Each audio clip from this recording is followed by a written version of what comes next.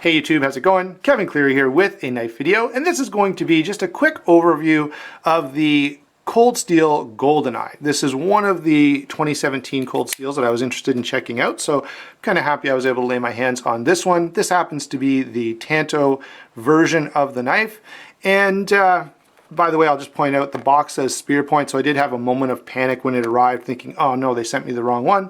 But when I pulled it out, sure enough, it was the Tanto, so not sure how that worked.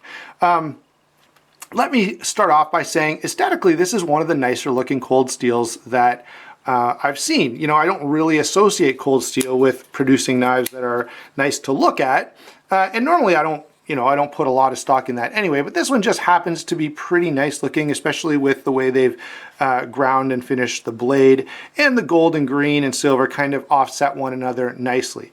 I will say the bannering here takes away from that a little bit, you know, GoldenEye and Cold Steel over here, although let's be honest, that's pretty much expected from Cold Steel at this point. Let me give you the specs here, and in this case, the box is actually pretty accurate. The one thing I did find is that it weighed 4.3 ounces, not 4.1 like the box says. But all the other numbers here, 3.5 inch blade and 8 3/8 inch length, have all been pretty accurate. And the 4 7/8 was a little short. I measured it about a 1/16 of an inch longer than that, so 4 15/16. But otherwise, pretty accurate on the specs, which is not always the case with these Cold Steel boxes. Let's see here. Let's quickly talk about the features, and then I'll give you my overall take on the knife. So S35 VN blade. Don't know how well it's hardened yet. Cold Steel tends to run their knives a little softer than I'd like, but we'll see with this one. It does have what they call the HTM, which, you know, this is really complex, well thought out name, stands for hollow thumb ramp. So if you look at this closely, you can see that it is a ramp and it is hollow. So hollow thumb ramp. I'm sure Cold Steel's marketing department must have spent weeks and weeks coming up with that name. Moving on to, it is a triad lock, I guess. We're mostly familiar with that. And this one is pretty stiff. Although, let me say this, you know, I've got a bunch of Cold Steel knives. I don't have any problem opening and closing any of them. But usually on a Cold Steel knife review, someone will comment, the lock is too stiff. And I don't respond, but I always want to say, you know, man up. Okay, it's not that bad. You know, my 6-year-old Joel, he probably can't open it, but if you're not 6 years old, you should be able to deal with it. Okay. Texturing on the G10 is fairly similar to, you know, the American Lawman or the Broken Skull or your average Spyderco. Would like to see some jimping on that thumb ramp, but it is absent. And the jimping on the back here, much like the American Lawman and the Broken Skull, does very little. Now, so most of your traction, most of your grip is coming from the fact that this is a very highly traction G10. Not sure I love I don't mind the pocket clip from here down. Actually, I kind of like the gold kind of offsets with the green pretty nicely. Not a big fan of this configuration. Reminds me of the Spyderco Tenacious and a few other budget Spydercos.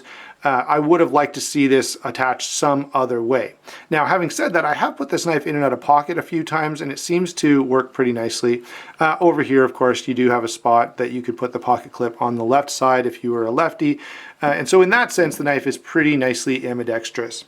My overall thoughts on this knife are, you know, it seems like Cold Steel set out to make a knife that was fairly attractive and very functional. And, you know, I would call this a good EDC knife plus, okay? And what I mean by plus is, yeah, this knife is going to do all of your EDC tasks pretty well, but because of the strength and durability of the triad lock and the quality of the materials and construction, you're going to get a knife that can go a little beyond that. So you could probably carry this and do some light woodworking tasks. You could do, you know, some heavy cardboard cutting. I wouldn't want to go prying, although a Tanto blade is going to pry better than some. It's still not a good idea with any knife.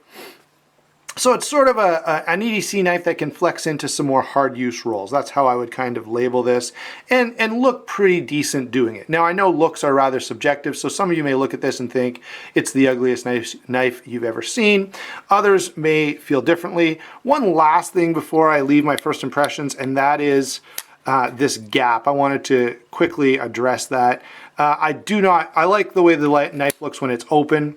I'm not that crazy about the way the knife looks when it's closed because of that weird, stupid gap. You know, in terms of functionality, I doubt it'll be an issue, but we'll see over time. I have complained, and you may have seen videos where I've talked about this, about the fact that some Benchmades, because of the way the tang of the blade is exposed in your pocket, you know, lint and gunk will get on here, and then when you open the knife, that lint and gunk is pushed into the interface between the access lock, the little bar here. I don't think that'll be the case here, but certainly the way that gap is open presents more opportunity for gunk and crap to get into your knife and then affect the lockup. So not the best thing that I've ever seen from a knife. We'll see, as I say, over time. When I get to the full review, I'll be able to tell you a little more about that. So there you go, guys. That's my take on the Cold Steel GoldenEye. Nice looking knife. We had the knife drama video a little while ago. We'll see if any drama develops over them using that phrase GoldenEye. Maybe they already checked and there's no, you know, sort of legal stuff going on with that. Anyway, hope you enjoyed the video. Make sure that you hit that like and subscribe button, especially the subscribe button, so you don't miss my full review on this knife coming up in, you know, however long it takes me to get a good sense for everything that I want to know about this before I share it with you. Hope you enjoyed the video, and we will talk to you soon.